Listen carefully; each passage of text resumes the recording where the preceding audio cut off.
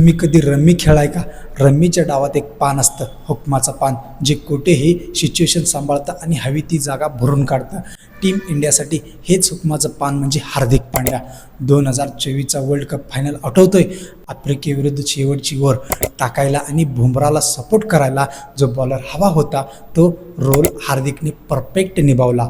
फक्त टीम इंडियाच नाही तर मुंबई इंडियन्स आणि गुजरातसाठी सुद्धा तो नेहमीच गेम चेंजर ठरला.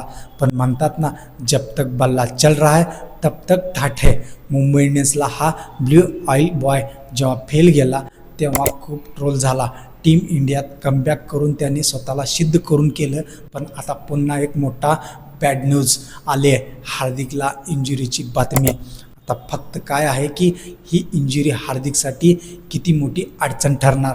काय हार्दिक पांड्यानं 2027च्या वर्ल्ड कपचं स्वप्न धोक्यात आलं आहे? तुम्हाला काय वाटतं? हार्दिकशिवाय टीम इंडिया कंप्लीट आहे का? कमेंटमध्ये नक्की सांगा. जय महाराष्ट्र.